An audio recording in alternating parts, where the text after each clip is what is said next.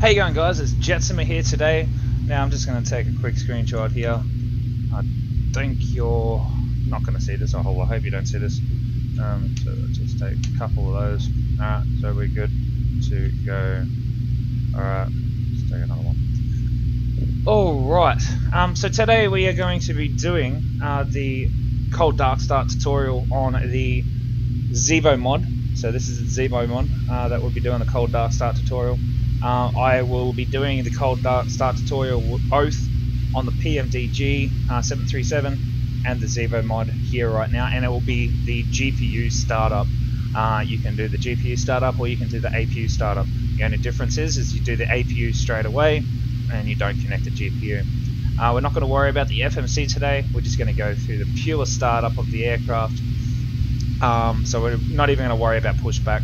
We're just going to start the aircraft up on the stand right here, right now, and configure it for flight and all that sort of stuff, but skipping the FMC part. So it's just the pure startup on getting this aircraft up and running, operational for takeoff, and FMC will come at a later date because I have 2 videos to put out today. Alright, so you'll come to the aircraft.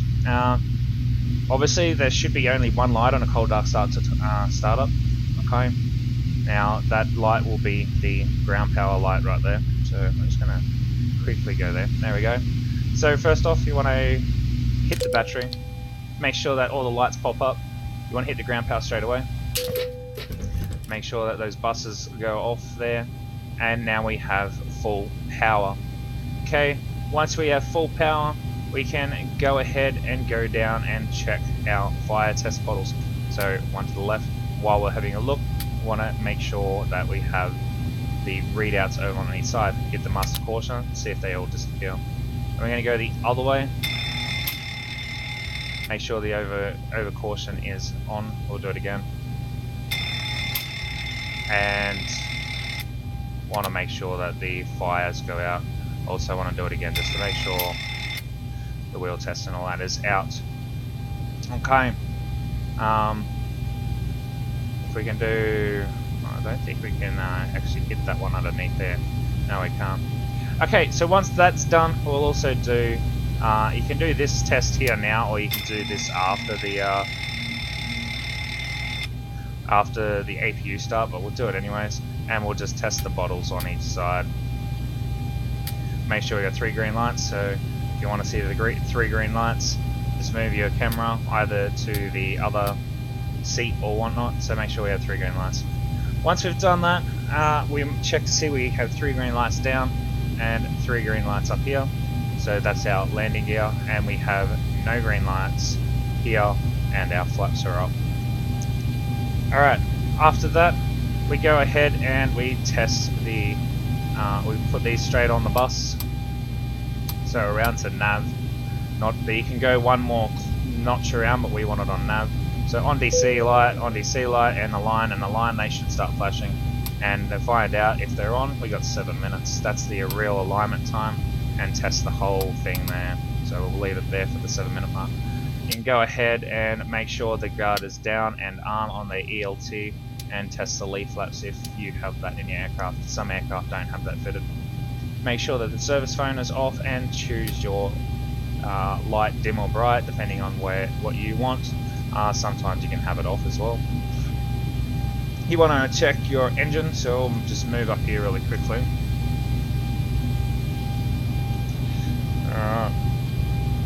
So you want to come up here, you want to make sure that you have your oxygen is is around about the, I think it's like 13 psi there. Oxygen is on normal, so you can go ahead and turn that on, passengers only, and you can turn that off. Make sure that goes off. So that should go off. After that, you can go ahead and test the flight recorder, and that's probably actually chucked them down in the Zebo mod. In the no, it hasn't. That's alright. It should go off. In the PMDG, it goes off. Go ahead and test your max speed. Now these won't normally start until 10 minutes after the aircraft starts up. These ones will though. So your stall warning test and your max speed test, once they are done, that is good to go. Alright, come over here and we hit our master portion and FMC preset. Now after you've done all of that, we'll do our lights test. So you check our lights and check these two so we don't have to come back and do it later. So those two are good. You can go ahead and check the other two on the other side as well, or you can just let the FO do his own and go up and check to see all the lights work on both sides of the aircraft. So that's it. We turn those off. You can go dim or bright, it's up to you. Now the next thing you'll do is set up your EFIS panel, I think it is. So your barrow for takeoff. So I want to reset that and choose what it is. Normally you do it about 1,000 feet above the runway.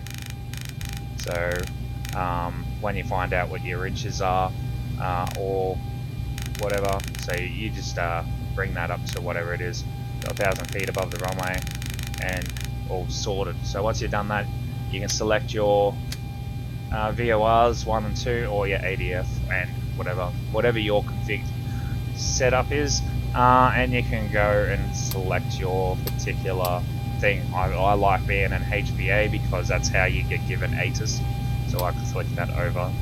After that, you can go ahead and start setting up your courses for the runway heading, and that would be on default at 100, so you don't really set that until you get your takeoff speeds.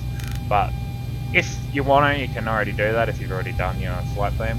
So you do your flight directors on, so you make sure that the first one is on MA, that means main, so, and then you got that one. If I turn that one off, then MA will be over there. So whoever's pilot flying, always turn that one on first. So pilot flying is always the captain, not necessarily always the captain, but most likely will be the captain on takeoff. So pilot flying will be myself over here. Once that is all done and you've set up all here, you can go ahead and do our oxygen test over this side. We've done our oxygen test, we're good to go. Another thing, after we've done that, we can go and have a look to see if all the circuit breakers are in and make sure they haven't been popped out. Just have a quick look over here. Yep, they're all in a line.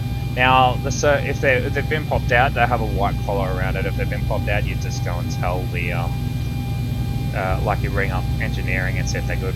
Now, this door on the PMDG doesn't actually open, but on the Zebo mod it does. If that door's open, you're going to have problems trying to get your landing gear up and down. So you need to have that closed at all times. And then you have a few more switches and stuff at the back here. Or not switches, but circuit breakers. Alright. So that is it. Now, for the purpose of this tutorial, like I said, we're not going to be doing the FMC, so we're not going to actually have it all completely set up. The only thing I will do is quickly set up our position so we can actually have all of that. So we are at Sydney, and we are at gate 56, I believe, from memory, and there is our position right there. So that will be put into the route there. So thinking and bearing in mind that you have now got the FMC set up ready to go, now we're going to go ahead and start the aircraft and get it sorted. Alright, so about 3 minutes before the computers realign and all that sort of stuff, so we can go ahead and go through the panel. Alright, so we can go ahead and turn the yaw dampener on, and we're going to turn the aft pressure on. Now, you can, while the FO is going around, you can turn these on so the FO can check the hydraulic pressure to see if there's any leaks or anything. When he gets back in, you turn them off. But I have left them on for this round, and I'll do more in future live streams and show you that. But for now, I'll leave them off. Come down here, make sure that we have battery power and how much volts are going in. DC volts 29. We have 400. We got AC volts 117, and we got 400 CPS frequency going in there. We also have our APU generator, which is not turned on yet, but we will get there. We also can go around to a full test. One more, and just to see, but nothing working there. It's okay. Alright, so we go ahead, battery closed. Make sure our secondary power is all closed and on drive 1 and drive 2 on standard power. Make sure that our power is all set here, and we make sure our wipers are off and all our lights are off. Before we go ahead and do the APU, we need to make sure we've turned them back off, not on. So the first officer's come back from his walk around, ready to turn the APU on. We can go ahead and do that right now. So we turn it on, wait till the low pressure light, and then hit start, and then good to go. It starts going around. Alright, now we just sit here and wait for a bit. In this time as well, you could probably go back and continue your flight plan if you haven't actually already done it. That's okay, it's not a big deal. You can also configure lights if you need the lights because it's starting to go dark. Or if you haven't already configured lights from the when you first got in the cockpit. So you got your panel lights, you got your circuit breaker lights. Now these are all in the exact same place on both the aircraft. There is a few differences, so make sure you take note depending on what aircraft tutorial you're looking at. So take note. So don't use the Zebo mod to start the PMDG, and don't use the PMDG to start the Zebo mod, because when I get there, I'll let you know the differences in both these aircraft and how they start, because they are different. I don't know why, they just are. Alright, so we can go ahead and turn on the APU, and then we can disconnect the GPU. So the GPU is now disconnected. We can do that on this aircraft by going to the ground services and disconnecting it all together. Alright, so now that the APU is on, we wait about 30 seconds to a minute to turn on the bleeds for the aircraft. So we'll wait just a little bit longer.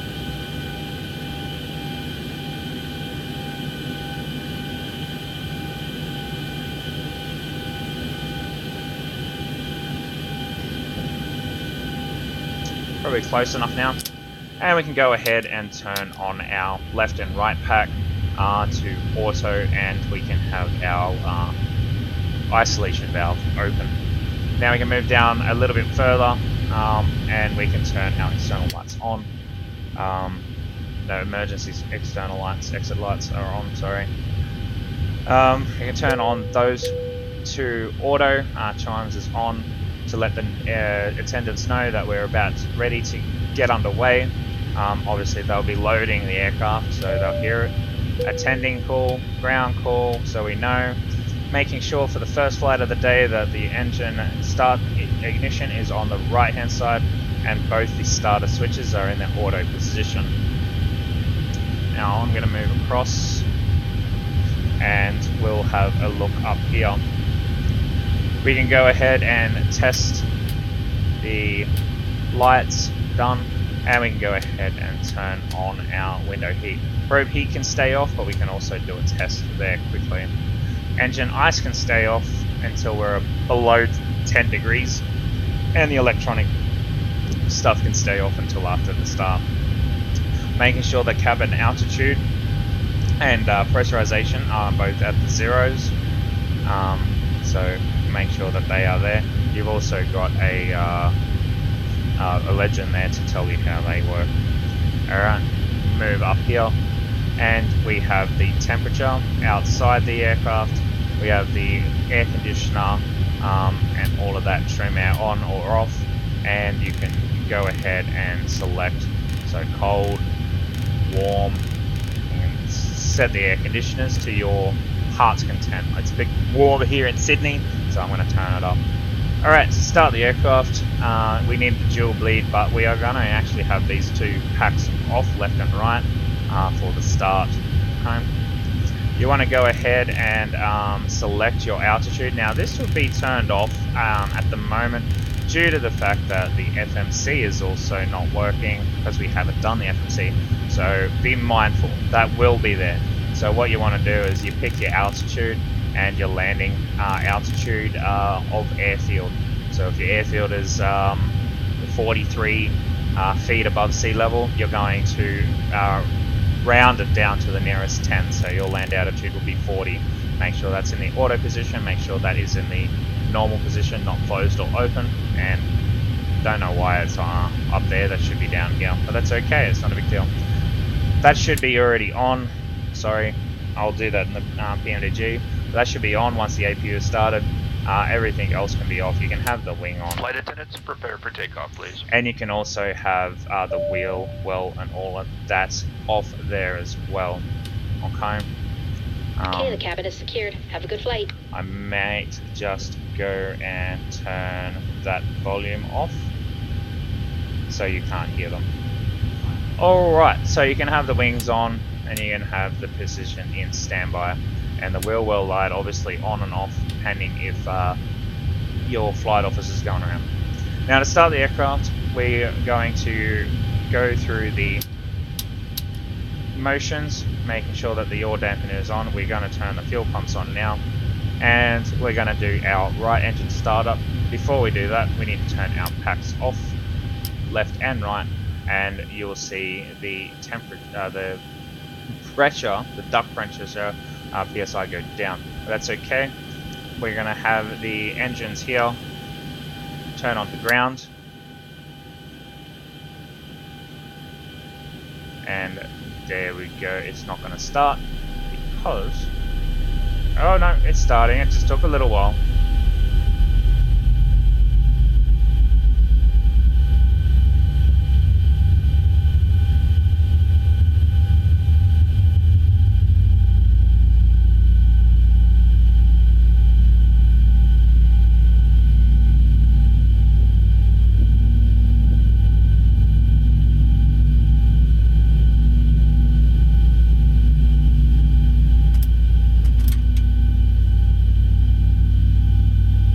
Yeah, it took a little while. I was hoping it wouldn't do that. But okay, so you watch the engine N2 get up to 25%. Once it's at 25%, then you kick it over with the fuel levers down here, and then that will spool up pretty good.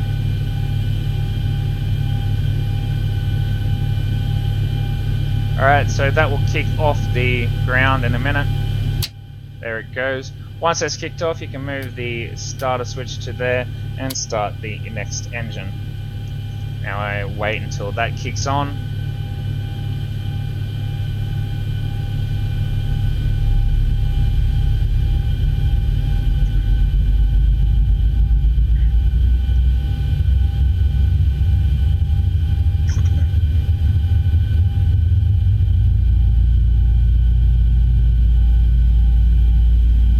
Now different airlines have different standard operating procedures. Some airlines will turn it on at the 20 mark, but Qantas turn it on at 25, or Boeing turn it on at 25.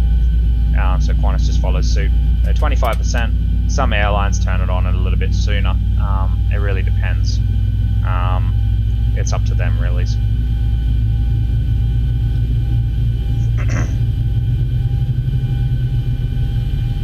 Alright, so once that's kicked on, we've got a few things that we have to do. So we do have center fuel, okay, so make sure you know what type of fuel you got. So if you have center fuel, you've got an extra step after this, or you could have done it when you turned all the fuel on. Okay, so the start valve is open, still it's just closed off. Okay, so you can go ahead and click continue, continue, both. Moving up to the packs, turn that on auto, auto, or you can go straight into high if you wish. Turn the electric pumps on, turn the probe heat on, and because we have center fuel, turning the center fuel on. You can do that at the start as well. Also, click that, goes really bright to dull. There it is. And then really dull to really bright. And then back off again. And then there we go. Now that is a configured, ready to go aircraft to get out and ready for flight.